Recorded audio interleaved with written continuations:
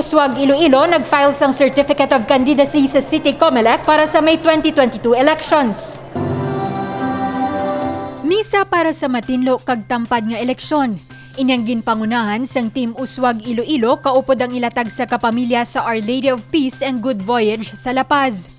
Ang Santos nga misa ang ginpangunahan ni Father Jonic Territorio, kura paroko sang nasambit nga parokya. Ang aton gidyang ginalagas nga matawhay nga malinong eleksyon, matinlo, kag kabay pa tagan kita, kag ubayan kita nga maayo man ang panglakato naton sa inay nga kampanya. Ang mga kandidato nga nalakip sa Team Uswag, amo Sunday incumbent Congresswoman Julian Jamjam Baronda, Mayor Jerry Tranyas, Vice Mayor Jeffrey Ganzon, incumbent Councilor Alan Zaldivar, Councilor Eli Estante, Councilor Rudolph Ganzon, Attorney Romel Doron, Attorney Frances Grace Parcon, Jojo Haveliana, kaupod ang mga baguhanon sa grupo nga sada Attorney Cedfrey Cabaluna, Attorney Rex Sarabia, Dr. Arminico Baronda, Barangay Captain John Eric David, negosyante nga si Johnny Young, kag batas ang alkalde nga si Miguel Treñas. Kasunod sang misa amo man ang formal nga pagpahayag sang Team Uswag sang ila kandidatura pinaagi sa ila mga Certificate of Candidacy.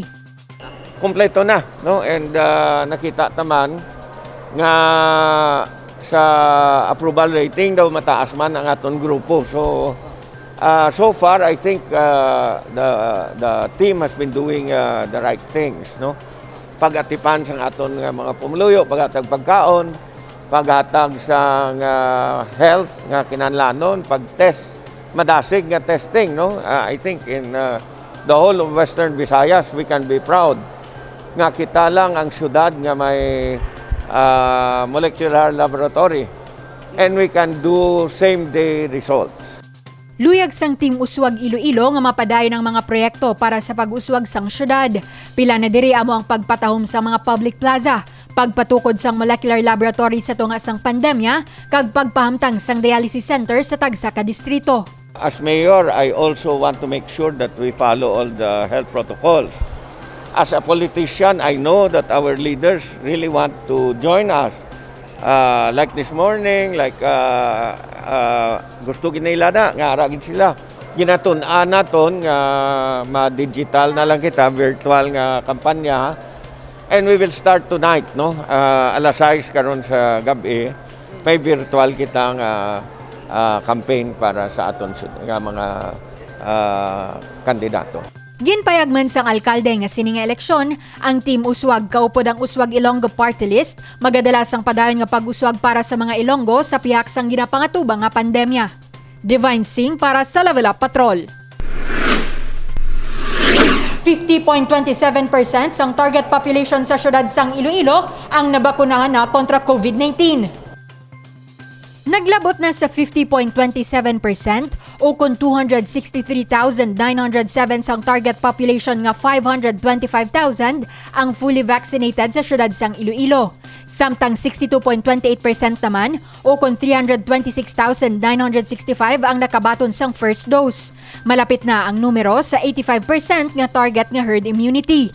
Kahapon nga adlaw, Oktubre 5, 4,931 na ka mga dugang nga Ilonggo ang nabakunan sang COVID-19 vaccine sa mga mega sites kag community vac sites. Ginpayag man ni Mayor Jerry Tranyas nga may mga ginanda na nga pasilidad para sa igapatigan nga vaccination para sa mga kabataan nga nag-edad 12 tubtub 17 anyos. We have already identified areas para sa minors, no? Diri kita sa Benito, diri ta sa Sulod. Diri kita sa Ateneo para lapit sa Qualimed. Diri kita sa diin patungani nga lapit man sa ospital, sa doctors, no? Kay may ara man sila gym. Obrahon tani nga lapit sa ospital kay sugod pa lang ni. Hindi pa naton balaan gid kung anong reaction. Para sa mga kabataan nga luyag magparehistro, magpadulong lang sa inyo barangay hall, magdala sang school ID o con parents consent, agod maaprubahan ang inyo pagparehistro. Sa record sang Iloilo City Government, kapin 4,000 na ka mga minor de edad ang nakapa-pre-register para sa vaccination. Yes, sige daton pre-registration, no? Nagapadayon pa ang pre-registration para sa mga menor de edad. Base sa rekomendasyon sa DOH, Pfizer kag Moderna ang paggagamiton nga vaccine para sa mga kabataan. Pagasugura naman ang pagbakuna sa ila sa tion makahatag sang go signal ang IATF. Divine Singh para sa Level Up Patrol. Matinlo nga Iloilo River, padayon nga nagahatag sang preska nga hulik sa mga Ilonggo. Kada aga ko magbisikleta si Ariel Gavan. Bilang katapos ng City Environment and Natural Resources Office, nagalibot siya sa Esplanade. Gani kalipay ang iya nabatsyagan sang maaktuhan ng paghulik sang Ilongga angler nga si Willie Wendam sang bulgan nga nagabugat sang 15 kilos. Na-amaze ako, no? Kag napawaw ako. Ano na, mo gina siya reaction ko. Bako, first time ko na-experience nga nag-biking ako. Kag na-timingan ko, nga nakita ko na siya nga si Sir Wendam nakadakop sang dako nga isda. Kabahin sang programa ni Mayor Jerry Treñas ang pagtinlo sang Iloilo River Esplanade. Sang nagligad nga semana, linibo man ka mga bulgan nga fingerlings ang ginpangbuyan sang Iloilo City Agriculturist Office.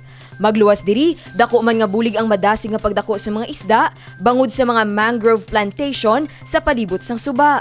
Bilang 3 years na akong ara sa Senro nga naka-detail, happy gid ako, no? Ang effort bala naton, hindi lang man sa amon sa Senro, especially man bisa kay Mayor, no? Nga sa kada office, nga binuligay kita, iba-iba nga department, ang pagpalimpyo sang Iloilo River, ang pagdisiplina sa mga tao, nga gaakuan gid kita kampanya, nga hindi sila maghaboy sang basura, bisan diin lang, ang paglapta man sang higko, nga nagakadto sa aton nga suba. So makita naton ang resulta.